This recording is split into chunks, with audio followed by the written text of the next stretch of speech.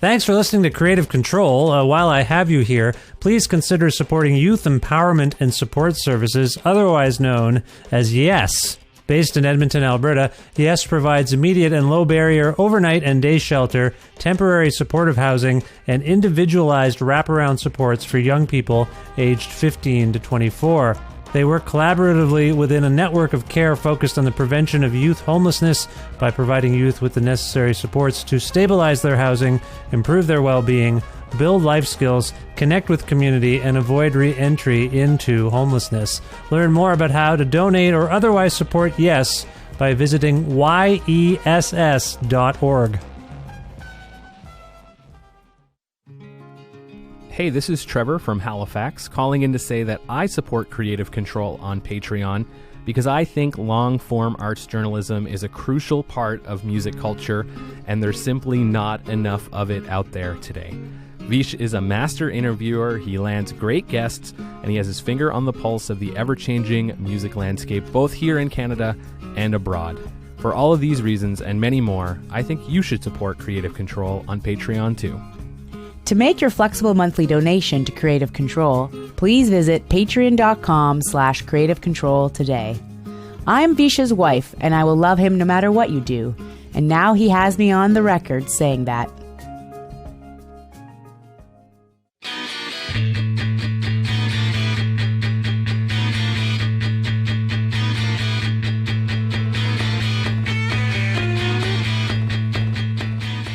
Alex Edkins, Hayden Menzies, and Chris Slorach are each talented musicians, songwriters, and artists who live their respective lives in Toronto, Ontario.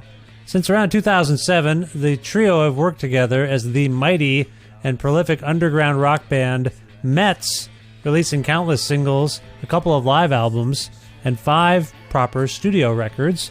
Their latest album is a wonderful one called Up on Gravity Hill, which was released by Sub Pop Records on April 12th, 2024.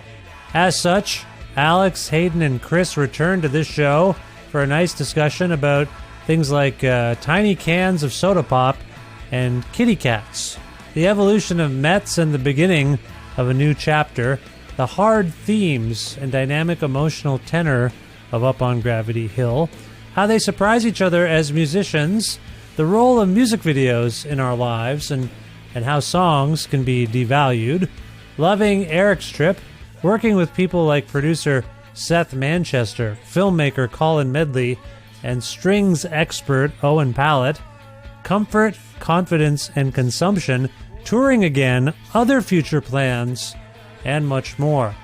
A part of the Entertainment One Network with the support of listeners like you who follow and subscribe to this listener-supported and donor-driven podcast. Spread the word about it. Leave nice reviews and ratings on your podcast platform if you can take a second to do that. That actually really helps. And make flexible monthly donations at patreon.com/Creative Control, which is the primary and most reliable way for podcasters like me to make a living. As I'm speaking to you, this is my primary source of income. All amounts are welcome, but if you or someone you know might be a wealthy patron of the arts, please consider making a large monthly donation and support me on Patreon. With additional support from Blackbird Music, a wonderful record store with bricks and mortar locations in Edmonton and Calgary, Alberta, and a great website, blackbird.ca, where you can order records if you want them. Say you want to order yourself a copy of Up on Gravity Hill. Go to blackbird.ca, type it in there in the search box, and if they can stock it, they'll send it right to your house. It's just that simple. Plus in-kind support from independent businesses like Pizza Trocadero, The Bookshelf, and Planet Bean Coffee in Guelph, Ontario, and Granddad's Donuts in Hamilton, Ontario. This is episode 854 of Creative Control, featuring the lovely and talented Alex, Hayden, and Chris from METZ, with your host, me, Vish Khanna.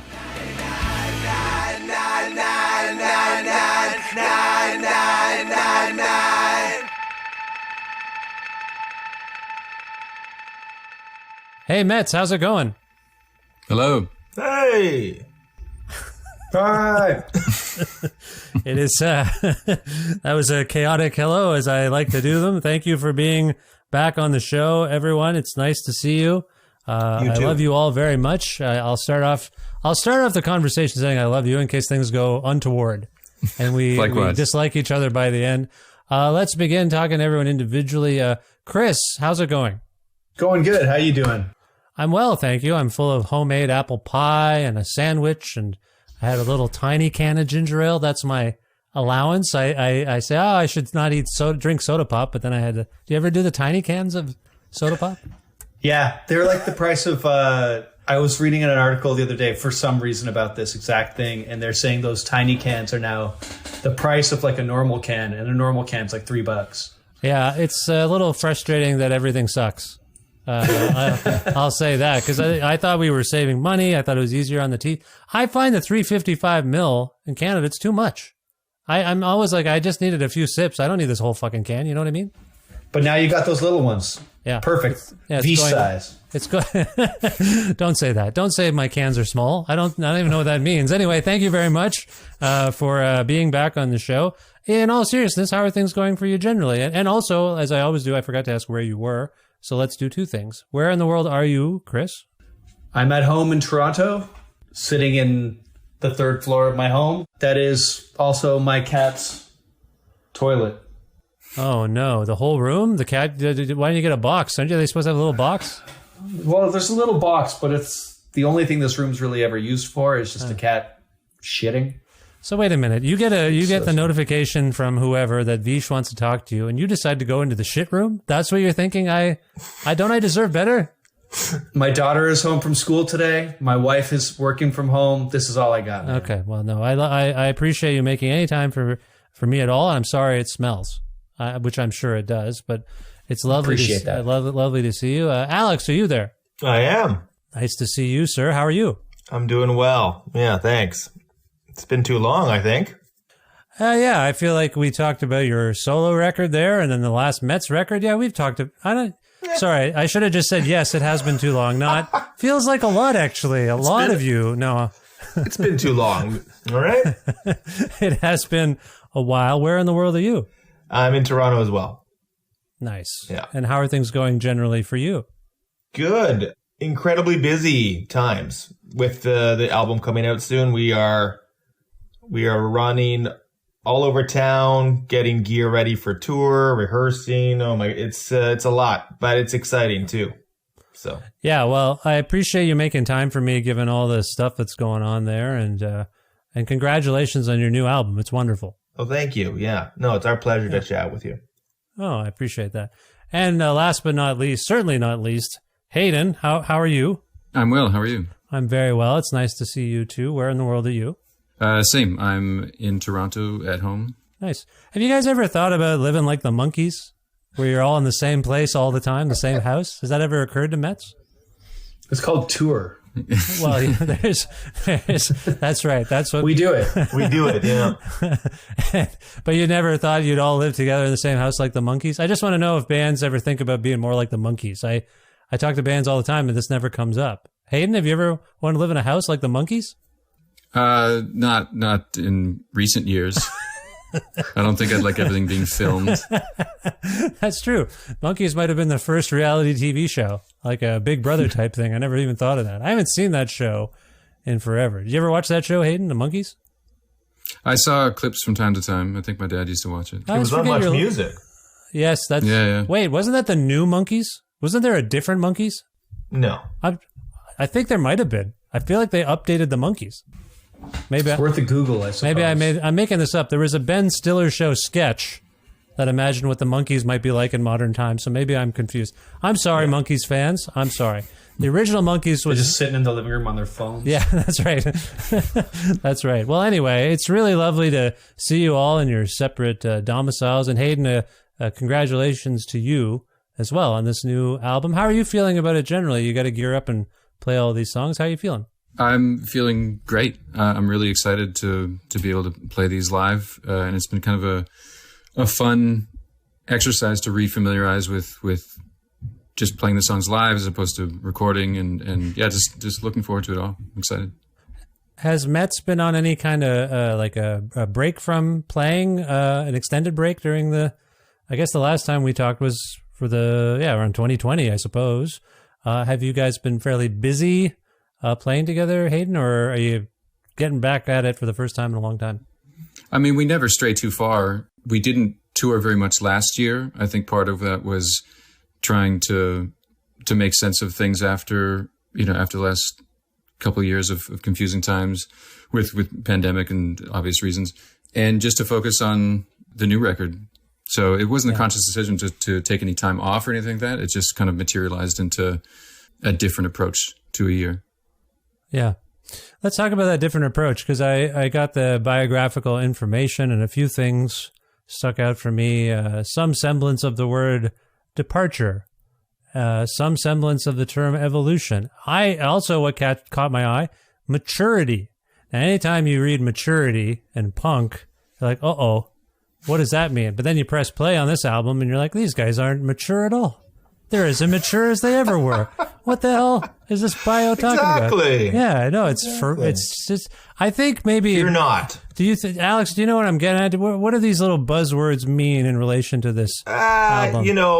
Yeah, all it is really is, I think, people noticing that we're stretching out a bit and trying new things. And after doing music together for as long as we have, I think that only makes sense.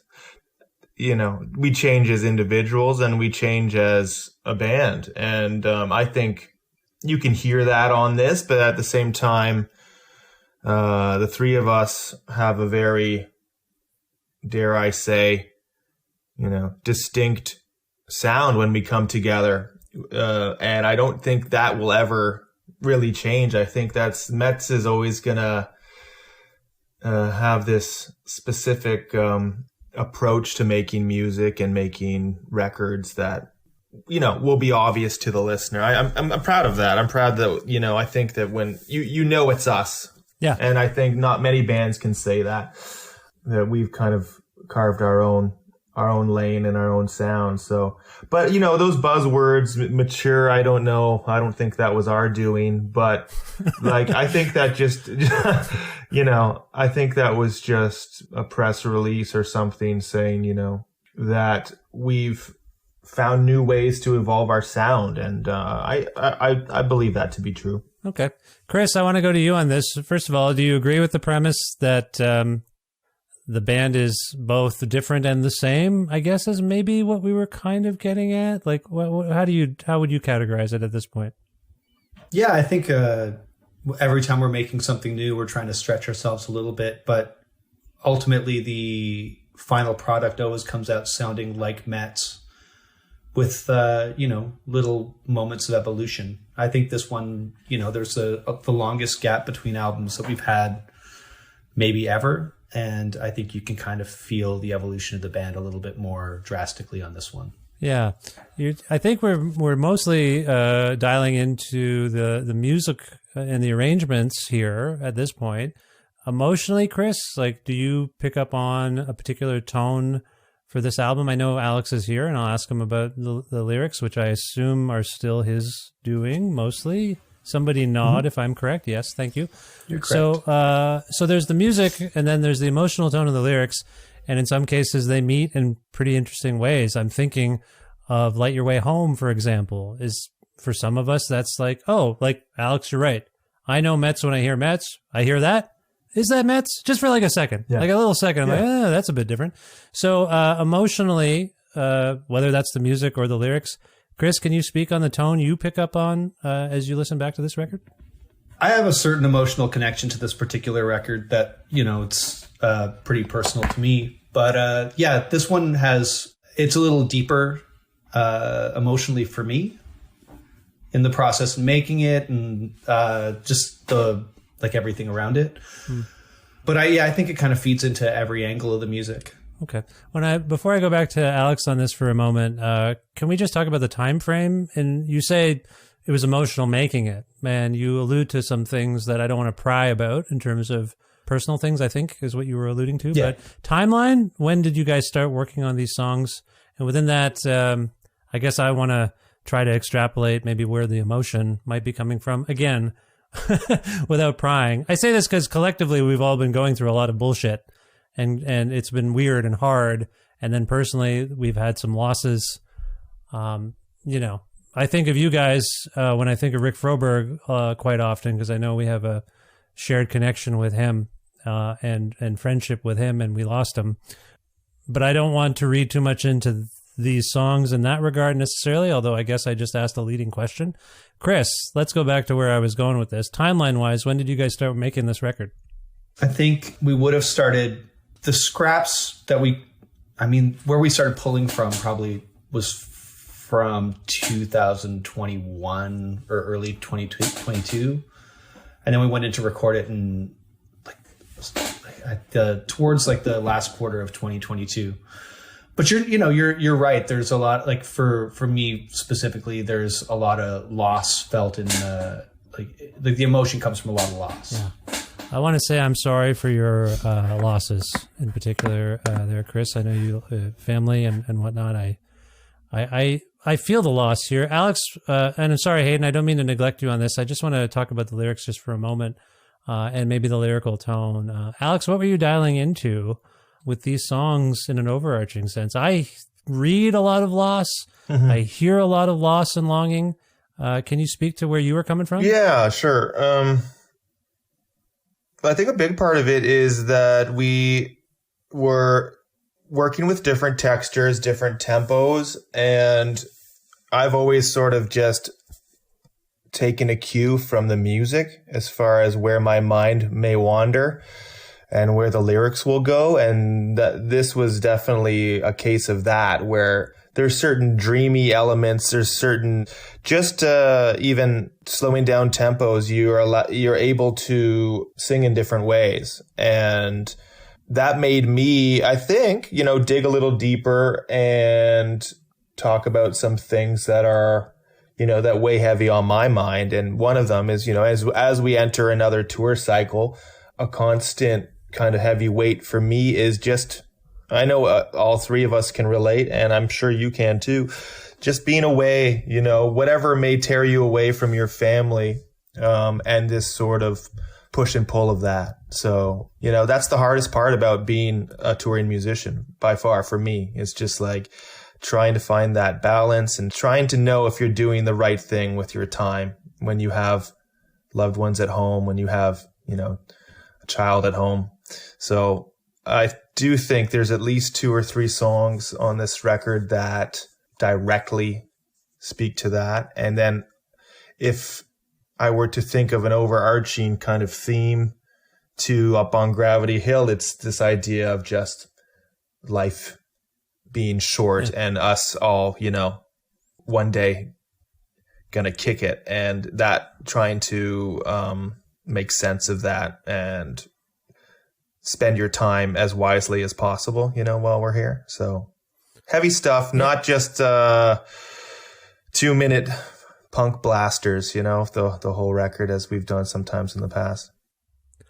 Yeah, I think all of us who have lost people or thought about maybe the general danger in the world right now in all sorts of ways are really grappling with mortality. And I assume this time period may have influenced this batch of songs for you. Just like I don't know about you, but I never used to think about death very much. I just never did. I didn't assume it was. So I was like, death, I'm not going to do that. I've decided. Yeah. I'm out. It doesn't seem like that's not the same for me or my family. We're out. And then we all encounter it, and we've all had to deal with it in various ways. So that's definitely, but then you're also talking about missing people just by being away from them, which is a different kind of absence. Yes, that's a different type of thing. But I think a song like Superior Mirage is more about how even if people are no longer here living, that amazing feeling of them kind of always being there with you, and you carrying them with you, everything you've learned from them in life. And just heavy things like that. And I think, the pandemic sent everyone for a loop, all three of us and everyone in the world. And like Chris said, the time in between records just I don't know. I think it feels sort of like a new chapter, and I don't usually say such kind of grand statements, but it really does kind of feel like a fresh start, a new chapter to our band. And I don't know, well, I've never discussed that with the guys. I'm not sure if they would agree, but just due to circumstance, just by being forced off the road and the fact that I think we all realize, stylistically, this record separates itself from the pack. I think it feels, like a new era. Yeah. You say you've never invoked the phrase new chapter before. Do you think using such terminology is a sign of maturity? I just think maybe... Anyway, I'm just joking around. No, I appreciate that. Hayden, I want to go to you for a second because Alex said a few things. I want to touch upon your own perception of the emotional tenor of this music, lyrics, the sound of it. But he said something about tempo. Of course, I'm an idiot, so I'm going to go to the drummer on this. But you also said something that, grabbed my ear there. You said you're reacquainting yourself with the old songs as you gear up for tour. And I can't think of a better way to kind of juxtapose the tempo that Alex is alluding to here, like the feel of these new songs as compared to the old ones. So I wonder if you can do two things. So let's get to the emotional part first, and so we can close that loop. But I also think the tempo thing, that's something you're probably really aware of, and the differences, the distinctions between this material and maybe some of the older stuff. So yeah, maybe emotions tied into all of that. Sorry for this convoluted question. Let's get to the emotional part first. What's your perception of the kind of emotional tenor of this particular batch of songs? Well, there certainly is a heaviness to this record, but I think for a lot of reasons. I think because of, like it's been mentioned, the amount of time in between records, a little bit of absence from the road, but still working together towards creating something. And like you alluded to, I think the term tempo is sort of woven in there in terms of the tempo of life, and it's not necessarily a literal departure from the old records in terms of speed, but I think there is a tempo and a shift in the treatment of those things and trying to recalibrate your existence and your relationships with people and your relationships with your art and the people around you, even if they're not people you're familiar with, they're not friends or family, like just trying to figure out what pace we are walking at, and are we absorbing valuable things, and are we outputting valuable things reciprocally to the things that matter. And I think the gap in between records and this sort of not forced but a heavily suggested reevaluating of some of those things in this line we all walk. Yeah. So I think all of those things speak to the emotional attachment to the record, the emotional attachment to the people in our lives, the emotional attachment to just the space we're taking up on a day-to-day basis. So those are all heavily connected in my opinion, but they can all exist individually. So it's a lot to put together because they are sort of free of each other, but they also need each other to exist. So yeah. Talk about convoluted. There you go. No, I deserve that. That based on my question? No, that wasn't convoluted at all. That was really eloquent, actually. Do you think, like we've talked about the love on this record, the longing, the loss. From your perspective, Hayden, for those who've not seen METZ play before or Hayden play before, as I have been watching Hayden play for, God, what's it been, 30 years? Something like that, I think, Hayden, since... By the way, when I say I've been watching him play, I don't got a camera. I just mean I've been seeing him live. I'm not surveilling you. I just want to be clear. I'm not some creep. My point is this. You're a frenetic, ferocious drummer. So as things get a little more even-tempoed, what does that do to you as a player as you plot out the set? I know this is a kind of a dumb question because I know this from my own experience. It probably doesn't do much to you at all, but like you've got to kind of, in some cases, sort of rein it in sometimes, don't you? There are no dumb questions, but yeah, I accept that challenge. Reining it in doesn't necessarily mean softer touch, although it certainly can. Provides a focus that's being asked of me especially for these songs that I kind of I'm learning how to revel in, because I just think the songs deserve that, and Yeah. I think the outcome is better for it. Yeah. There'll always be our sort of live approach to things and our personal touch on each of those instruments. But I don't know. It's just I'm trying to avoid using the probably most suiting term, which is just you serve the song, you serve the project, and I'm learning to do that more accurately and more intuitively. But it's a challenge I'm accepting, and I think this album deserves that. With songs about love, absence, grieving, there can be anger.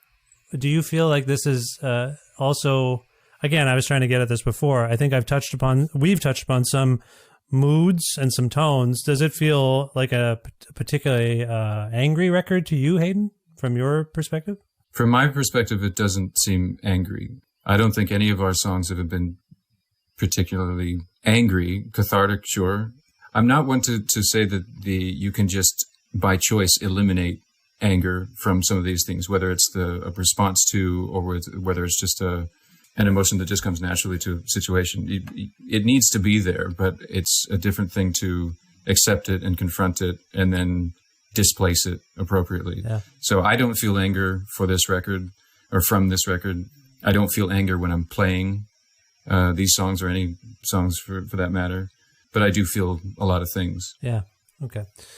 Chris, Alex alluded to the fact that I've been making this joke about this being a new chapter. He also said he hasn't really talked about that with you guys. So hearing that from him, can you speak to what he was saying from your perspective? Does it feel like the band is in a sort of, I don't know what the right term is, some sort of zone of, I guess, okay, fine. Do you think the band is a book and that this is a new chapter in the book of METZ? How about that? I think every record should be a new chapter, right? There's growth. I mean, the closest related records, and mostly just because we had to make them in such quick succession, would be the first two, right? Yeah. We did so many shows on that first record that the second one had to come together a little bit quicker. But since then, I think every album is a new chapter in a book. And while critics and whatnot might not agree, we all feel like this band is constantly evolving and growing, and we're getting better at our craft. We're getting better at reading how each other work and figuring out how to play off of each other better. So yeah, absolutely, it's a new chapter, just like every record is a new chapter. And this one would be us sort of in our most comfortable at the moment. Comfortable. That's an interesting term, but exploratory. Comfort doesn't necessarily mean. I think you know what I mean. I think what I mean is like we're at our most comfortable, are in the sense that we feel like we're able to like stretch outside of like a box that we might have been put in. I see. Yeah. Because you know what happens sometimes. You mentioned critics and whatnot. Am I part of the whatnot, by the way? What part of that group am I? You're a friend. You exist you exist outside of the critics. Okay, I appreciate that. I think I've written criticism about METZ in the past. Now that I think about it, mostly positive. Yeah, no, but mostly. Did I say anything bad? I don't remember saying nothing bad. Only in person. I like you guys. Only in person.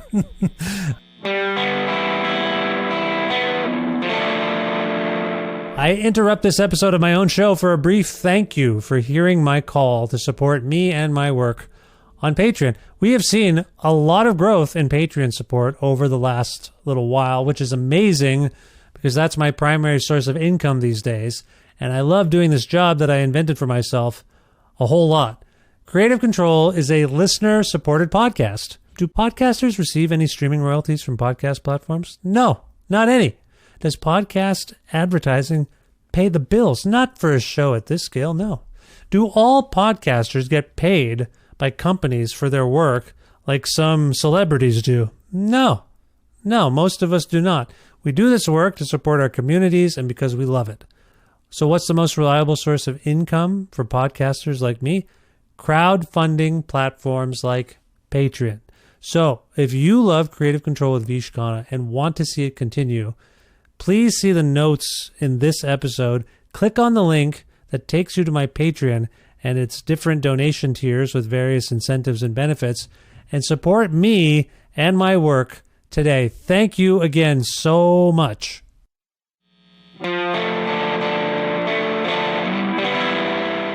No, now I lost my train of thought. You were saying something about the chapters and the emotional tone, and I can't remember what it was, but, I remember.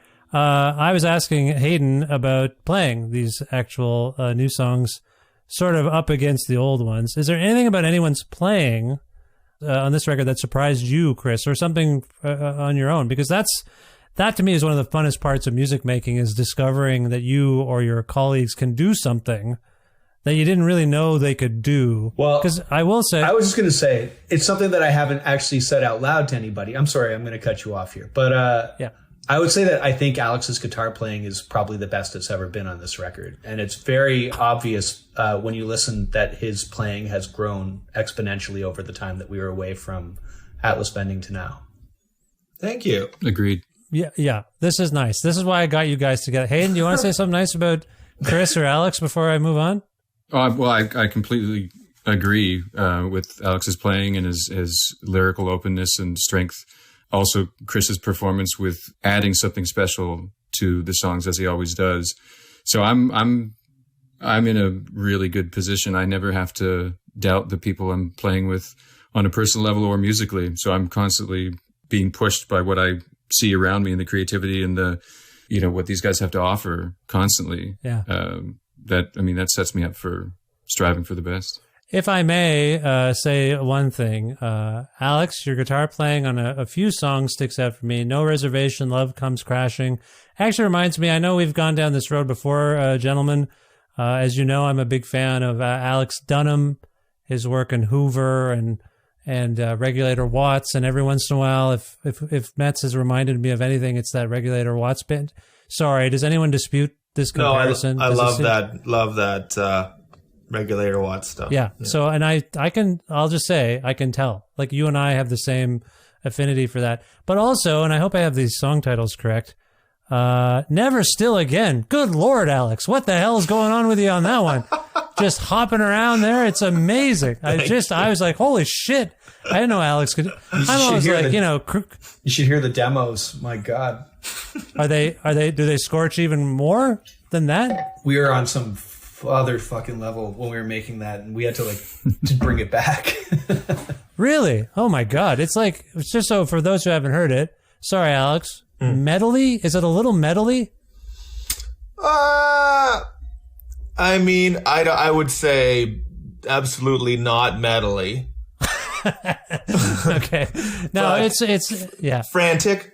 Maybe that one's, if you stay away from certain chords and stuff, I feel like you can't be in the metal category, or tunings perhaps. So, yeah. But what do I know? Well, let's just dial into this for a second. By the way, does anyone want to say anything nice about Hayden? I feel like Hayden got short shrift. Don't you dare. Does anyone want to say anything nice about Hayden's playing on this? Hayden has once again shown us all how it's done. He's every one of the records. Hayden's always shining. So maybe it's time for us to not compliment him on anything. I thought it was how beautiful he looks right now. Yeah, I thought it was clear. I thought it was well known that. And I truly believe this. I think he's one of the best drummers around in underground music, or whatever you want to call it. I think he has been for a long time. I don't think there's much dispute. I think he's still underappreciated, but really well respected. And, if someone were to ask me, who's your favorite drummer, it'd probably be Hayden. So, we lucked out. We lucked out with that guy. I thought for sure you were going to say Hayden and someone else. Levon Helm and Hayden.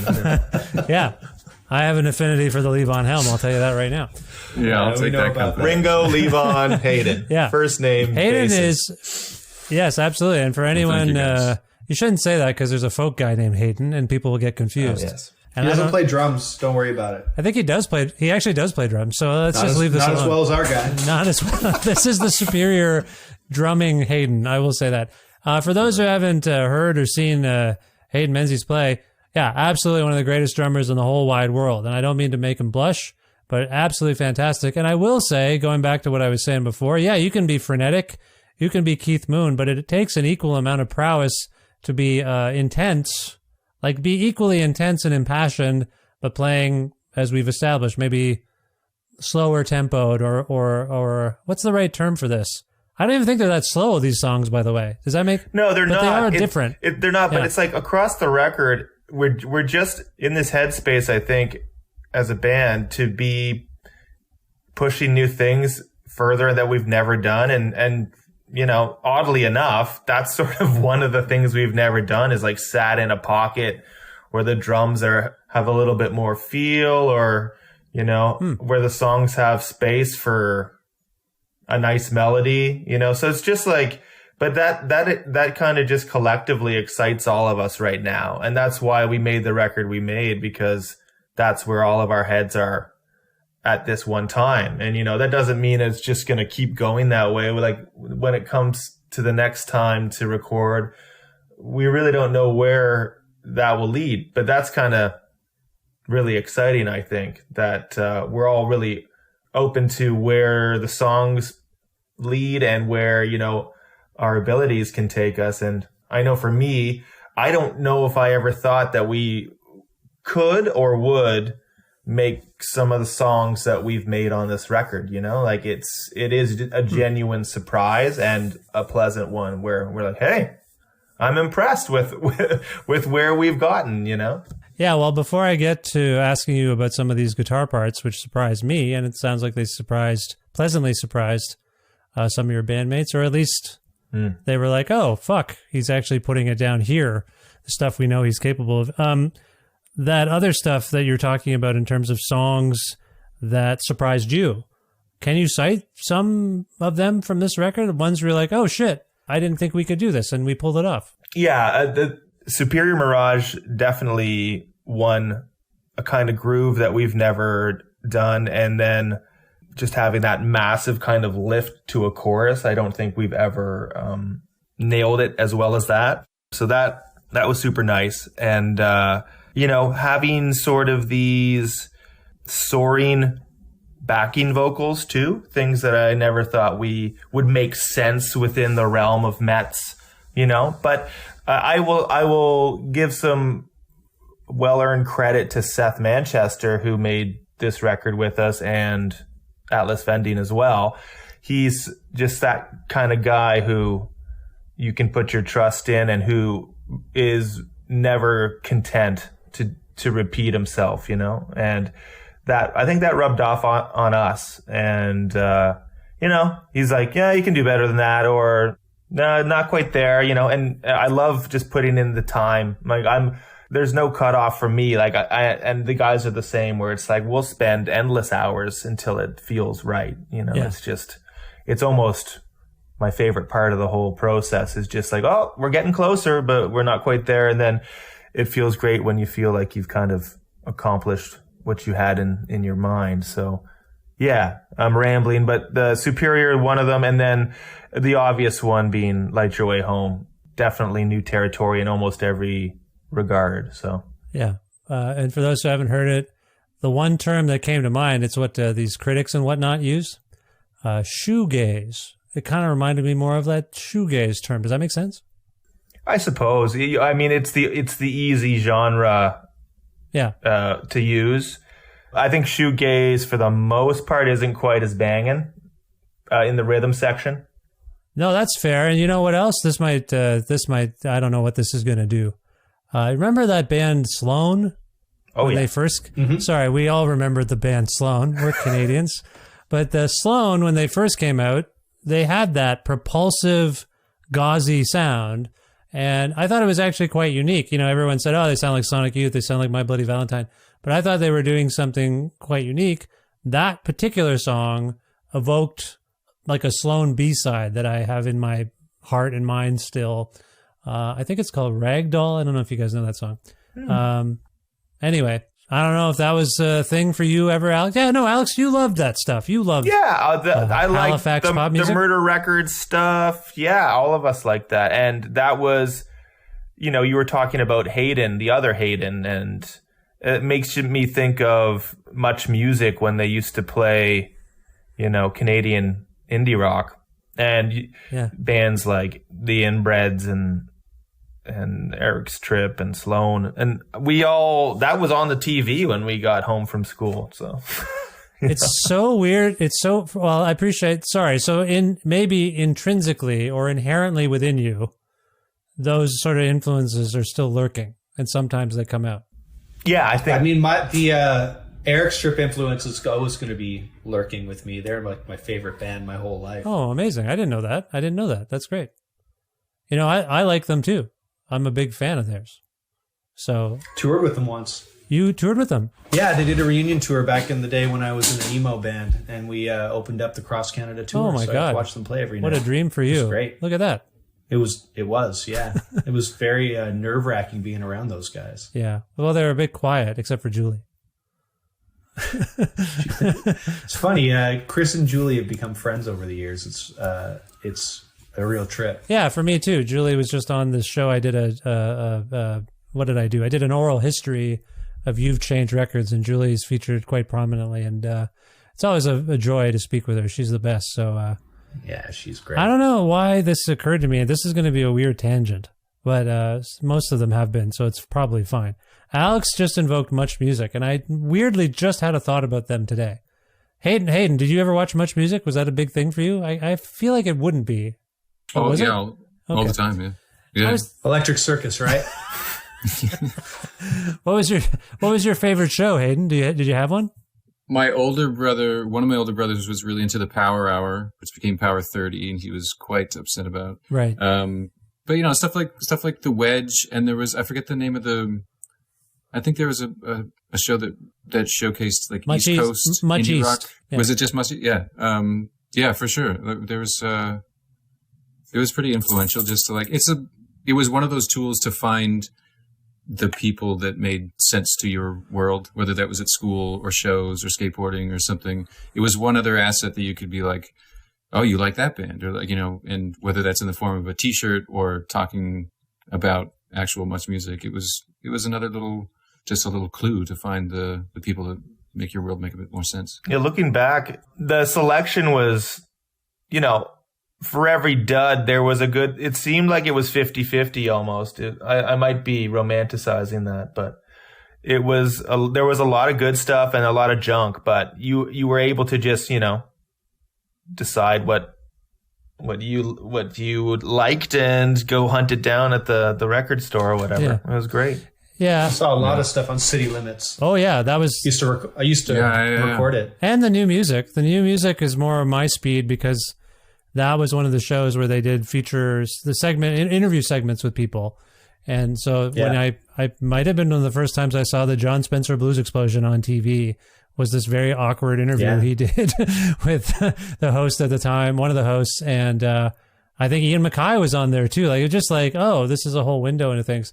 I brought it up, or rather Alex brought up Much Music. So I'm just going to follow up on this tangent. About an hour and a half ago, I had your album playing while I was making lunch. My wife had heated up some leftovers, so she was already at the table. And I had your music playing because I thought, I got to interview this band. I should listen to their album for the first time. I was just cramming to hear the songs. Anyway, she was talking to me.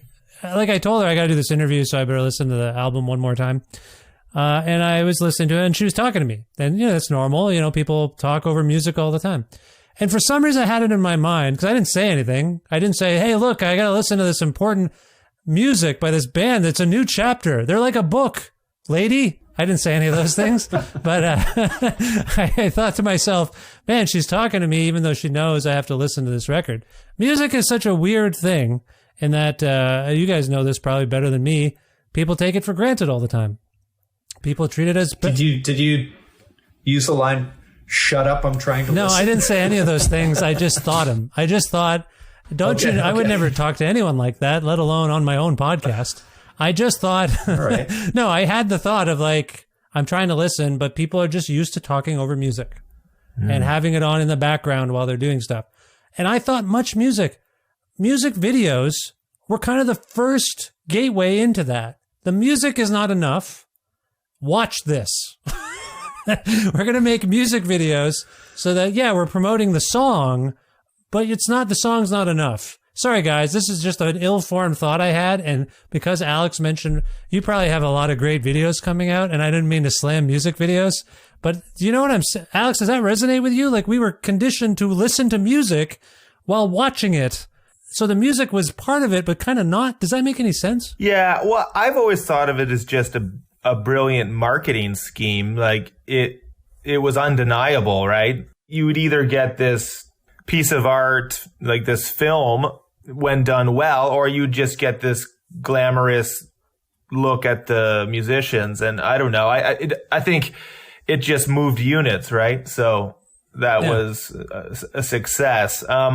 Nowadays, sometimes I wonder what long form music videos, what purpose they have.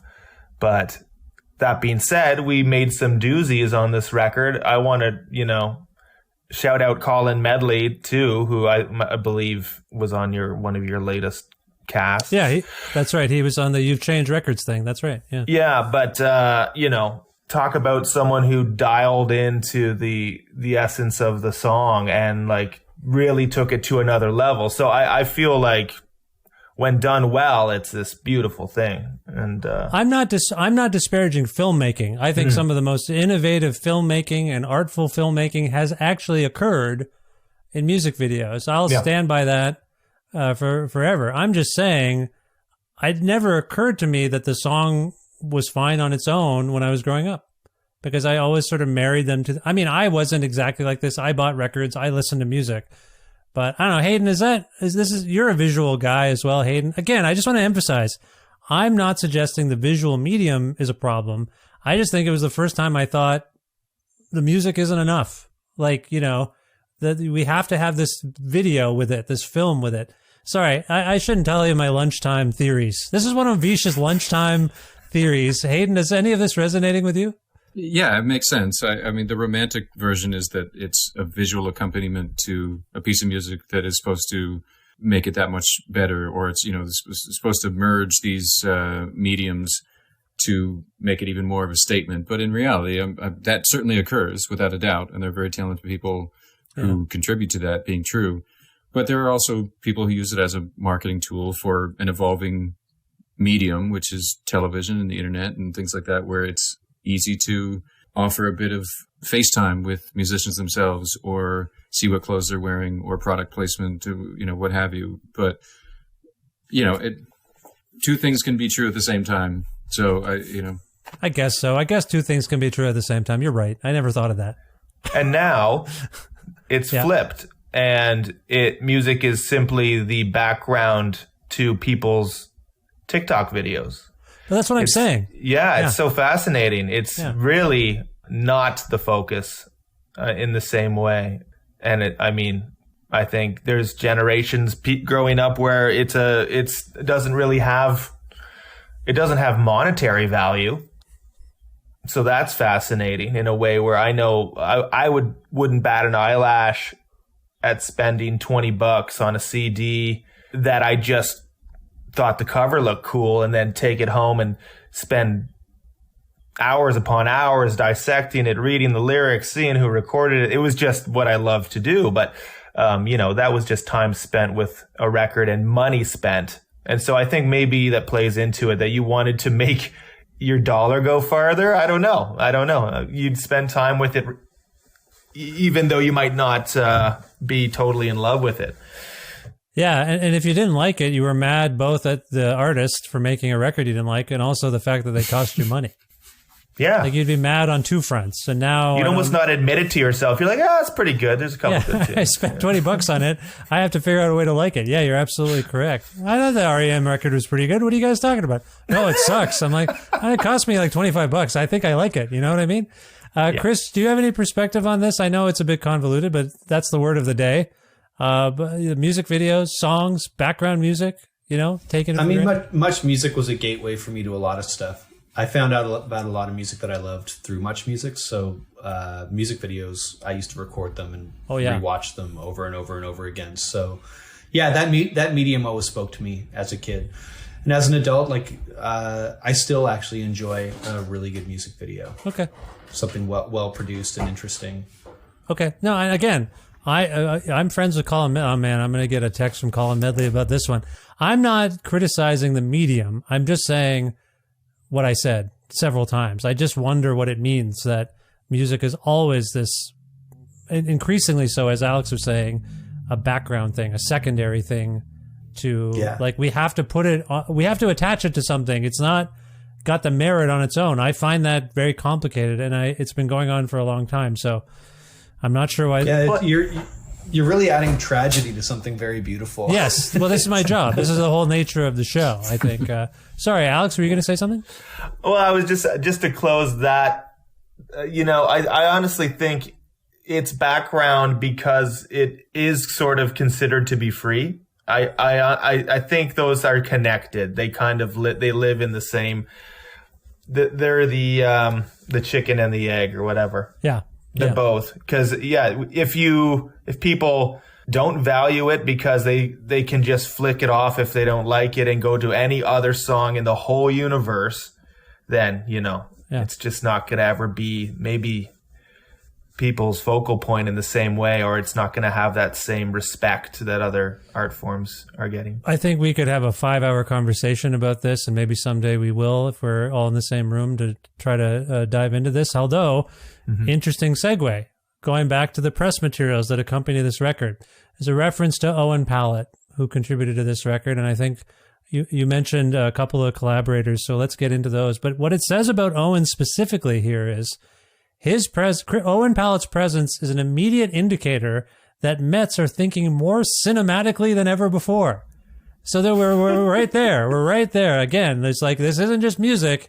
It's like a movie. So you know what I'm saying? Sums up, guys. I feel like someone's up to something, and they're trying to make music only be associated with film and visuals. But I don't know why I'm talking about this.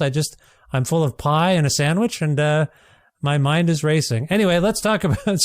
Sorry, do you want to say, Alex? I see you smiling. This more cinematically than ever. Does that resonate with you? I gather you didn't write this bio, so maybe you're hearing. We did not write that, and I had not heard that. It's very disappointing, very upsetting. But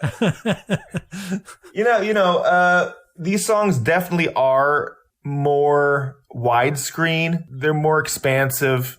So, I mean, some of that terminology can come in, with cinematic, I guess makes sense, because I think you can sort of get lost in it in a more real way than a short 2-minute punk song. But yeah, so, there's more twists and turns. There's more atmosphere. So I think that's maybe what they're getting at. And as far as Owen, that's just it's an honor to be able to collaborate with people who you respect as musicians. And that's an example of a part of our music taking place in the studio, and these chords and ghost notes all flying around in the room at loud volumes. And, you start to imagine things, and you can start to hear things that, I almost heard this melody there. I almost heard this. And, I think we dreamed up the idea of, well, let's make this, really build and really be something immense. And the idea of strings came in, and all three of us immediately agreed that, who should we ask? It should be Owen. Of course. And, yeah, of course. So it made perfect sense. So I think we were all on the same page. And then when we, got in touch, he was game and came back with just this brilliant stuff, and so what can I really say? It's just kind of it's a treat and an honor when you get to do stuff like that, when it just comes that easy. I think where we're landing I appreciate that, Alex. Thank you. I think where we're landing in terms of METZ and maturity and evolution is maybe the studio is becoming more of an instrument. Like, even as we talk about Alex's guitar parts or the way things are sitting in the mix, like, I hear all these layers of other guitars. Yeah. Like, there's the central kind of guitar part, and just interesting. Like, I've heard things where I'm like, oh, that's just an interesting choice. That's an interesting little layer that's kind of subtle. So, I don't know, Chris, does it feel that way to you? Like, METZ is becoming like the Beatles in the mid-'60s, retreating. Alex says exactly. You guys were forced off the road, as lots of people were. The Beatles left the road and were like, you know what? We're just going to fucking make great studio records. I'm not saying you're off the road, but do you feel like there's more of a concerted effort, Chris, to use the studio to its full extent, bring in people that, enhance the songs? Because you're not going to you can't emulate what Owen did when you play live. unless No. he's around. So there's going to be a distinction between the sound of these songs live and this record. So do you think you're of the mindset, like, let's make a fucking real studio-oriented piece of art as we go? I think it comes from comfort. You know, I think we found a real kinship with Seth when we went in to make Atlas Vending, and going back, Alex went and made his record with Seth as well. And then going back in, like, we kind of had, there was none of those like weird studio nerves, like, am I going to be able to pull this off? And I think the idea of going in with confidence allows you the confidence to explore and elaborate on structures and sounds and whatnot to build out what the songs are. I think more than anything, yeah, sure, the studio is an instrument, but the preparation and like the comfort in going into a room that you already know and trusting the people that you're working with that helps with the evolution and you know, to use the tools you have at your disposal. Hey, and METZ has always seemed to me like because of what we used to say, the tightness of the band, like the actual how tight you guys are together as a unit. They have always seemed like a band to me that, okay, studio time is blocked off. Let's fucking get these songs ready, so we're not fucking around in there. Is there any distinction between that? Sorry, first of all, please dispute this. If this is not how you work, let me know.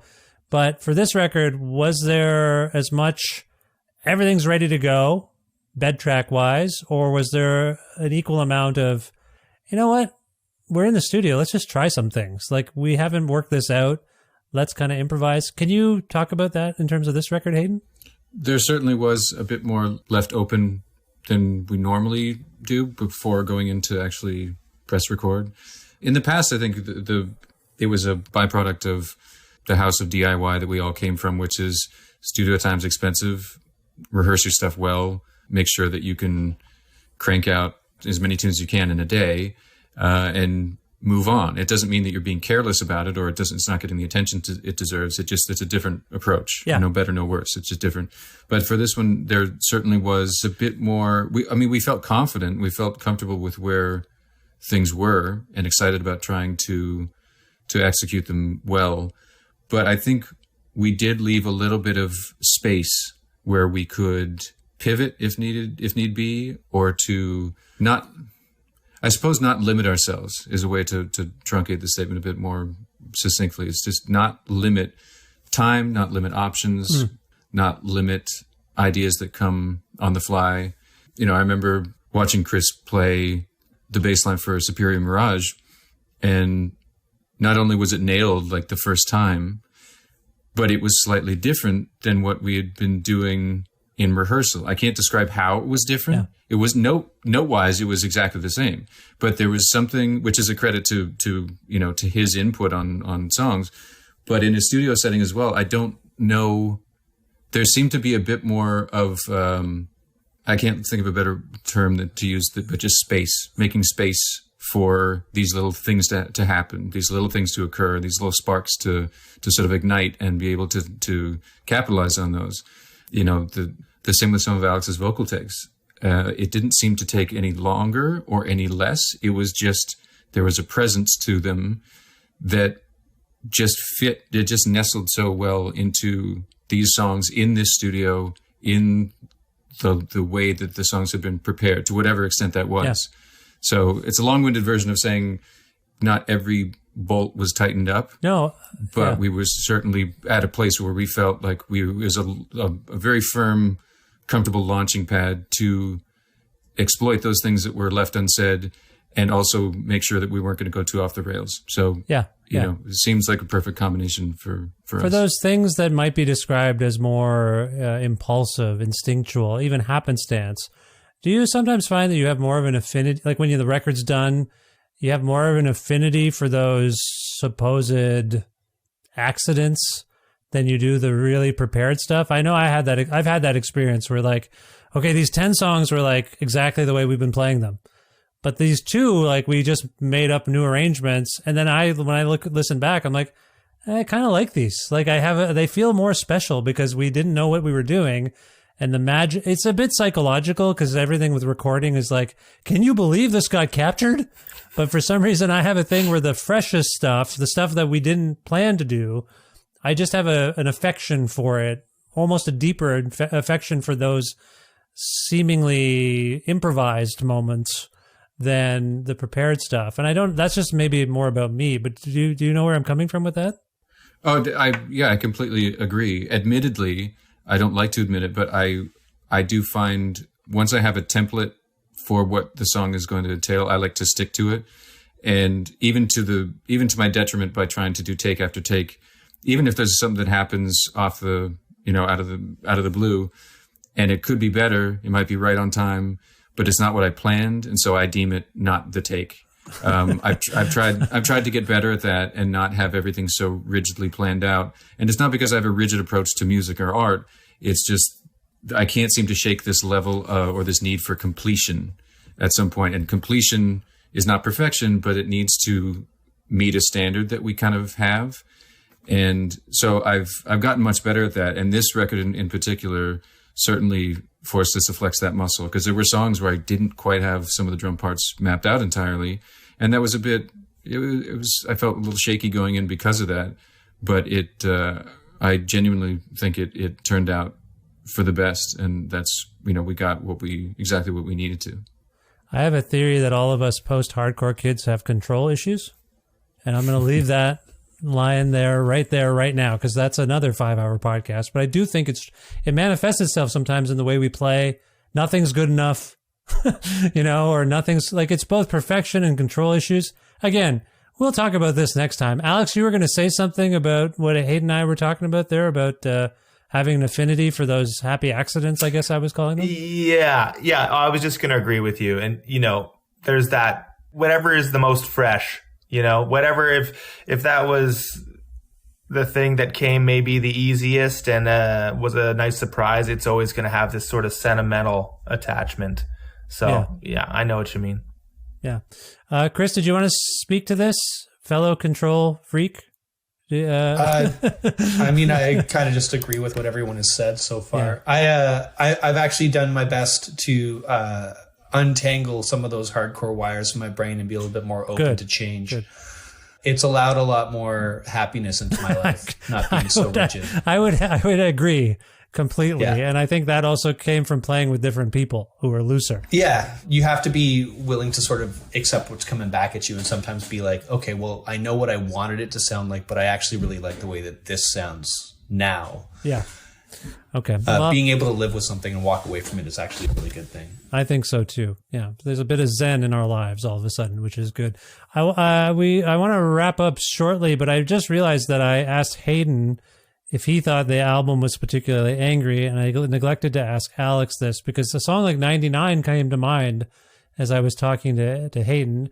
Alex, is there, with all the emotions that we've talked about, you got a little anger? Is there something you're angry about? Oh, I mean, yeah, I think I've met my quota when it comes to that for songs, throughout our catalog. But 99 is kind of interesting to me because I walk Theo, my son, to school every morning, and we're right downtown, and there's just billboards and bus stops with ads and buses with ads and just everywhere you look. And I was just trying to think through his eyes, we've been doing the same path, the same walk since he was, in a stroller, and just the amount of bye being pushed down everyone's throats at all the time since the moment you're born. That's just what that tune's about. And it's just about, when's enough and, corporate greed in general. What is the significance of 99 though? Because as you guys know, I live in Edmonton, Alberta. I don't live that far from the Wayne Gretzky Parkway. So I saw 99 on there. I'm like, oh, is this about Gretzky? That Will, our sound guy, was really hoping it was a Gretzky nod, but no. It's really not about Gretzky. It's one of the crushing things is that he turned out to be not a great guy and a conservative guy. Is that true? Yeah. He's he shills for the conservatives. This is another 5-hour podcast, but Yeah, I use my Maybe we childhood can tie hero. it into the song of After All. 99's $1, right? It's $1. That's what it. Yeah, no, That's what it's in the song. Yeah. I gathered that might be the case since it was about consumption and that they make it seem like you're not spending as much by saying it's not $1. It's 99 cents. Yeah. Wait, what are you talking about? I want to buy something. You just said the magic word. Buy our record, by the way. Yeah, we should buy the record. It's under 99. Yeah. Up on Gravity Hill is also an evocative title. Alex, did you name this album? Yeah, and I don't have a great. Even if I did, I maybe wouldn't share it. Because I want to leave that. I like that it makes people kind of think a little bit, and maybe it can mean something to everyone. It means something to me, but I don't exactly want to share. And it is sort of one of those fluky phrases anyway that just sort of popped in my head, and then everyone liked the kind of ring of it. So, Gravity, for those outside of Canada, I believe Gravity Hill's in Nova Scotia, right? No comment. Okay, maybe I have that wrong. No, I mean, there is one there. Yeah. Okay, all right, I'll leave it alone. I don't know what it means, and we sounds like if I didn't get to the bottom of it, no one will, because I got all these guys here, and they. The one you're thinking of is Magnetic Hill. Oh, I'm thinking of Magnetic Hill. I'm sorry. Okay. Nice try. What am I thinking of? Oh, you know what else? Jem Cohen. Do you guys know the filmmaker Jem Cohen? Mm-hmm. Yeah. Yeah, his film company is called Gravity Hill. That I know. No. Yeah. So anyway, He did Instrument? Yes, that's right. Jem Cohen did Instrument, the Fugazi documentary. So I assume when someone says, "Are you up on Gravity Hill?" it means, "Are you up on their latest releases?" Anyway, we'll leave that. Great. Sorry, guys. I like to ruin everyone's time by the end and suggest meanings I didn't even think of. Future plans. Let's get to those real quick before we wrap up. I know you got tour dates coming up, and it's knowing you guys, is it as extensive as always? Chris, going to be gone a long time? It's a little more, a little easier than in previous. We're not playing 300 shows this year. Okay. But we're hitting a lot of places. We're traveling a lot. Okay, that's coming up.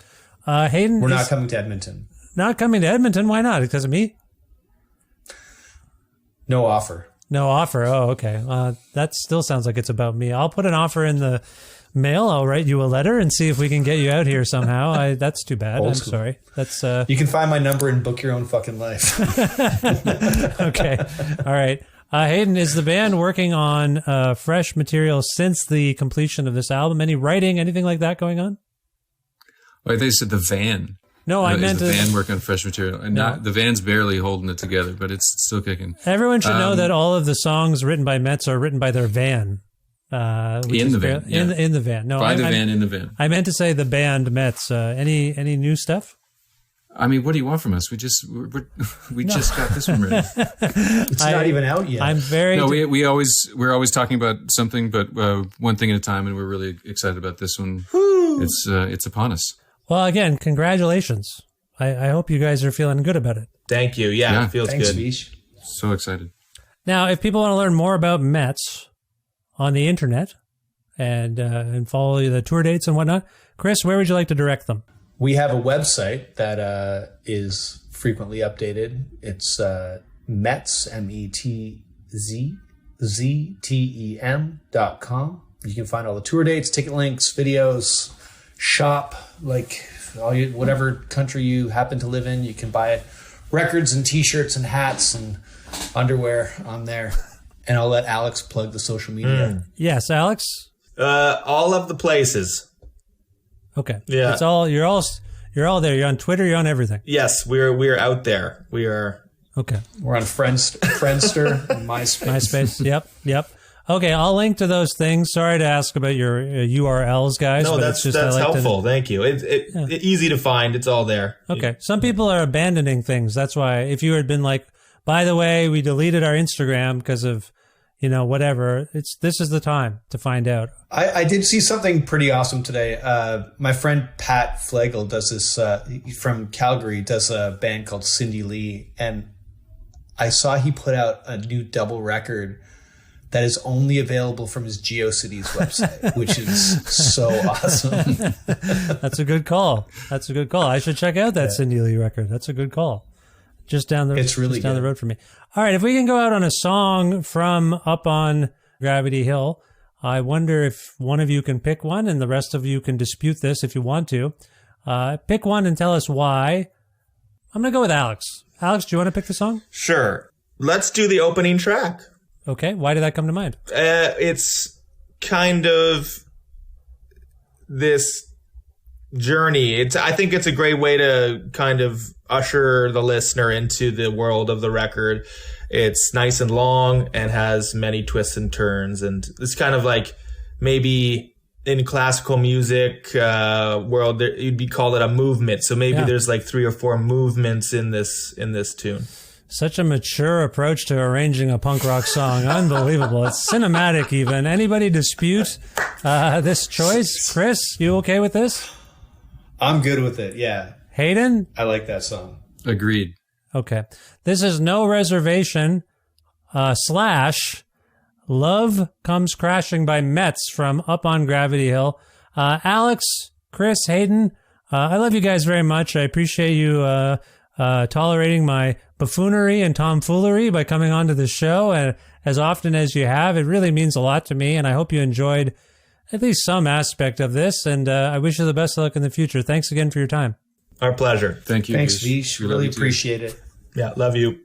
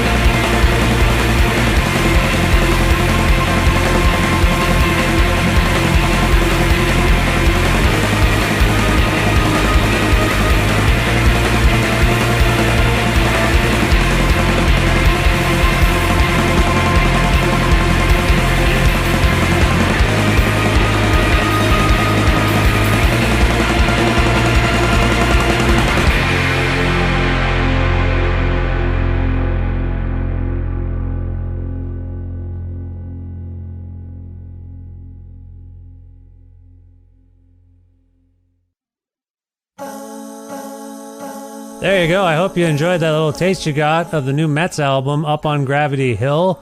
Thanks again to Alex, Hayden, and Chris for always being on this show, it seems. Every time they have a record out, they're on this show. It means a lot to me, and I hope you enjoyed that conversation. And again, thanks to all of them for appearing on this, the 854th episode of Creative Control, which is part of the Entertainment One podcast network and is available wherever you get your podcasts.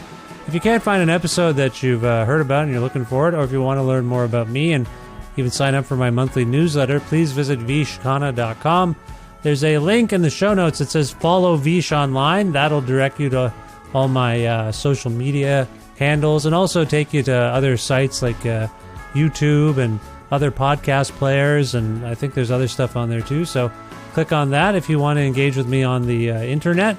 Also, speaking of which, please visit patreon.com/creative control to make a flexible monthly donation to keep this podcast going.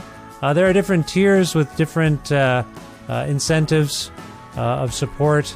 You know, this is my primary source of income, so whatever you can afford to throw in there, that would be great. But like I say, for example, at $4 a month, ad-free episodes earlier than everybody else gets them.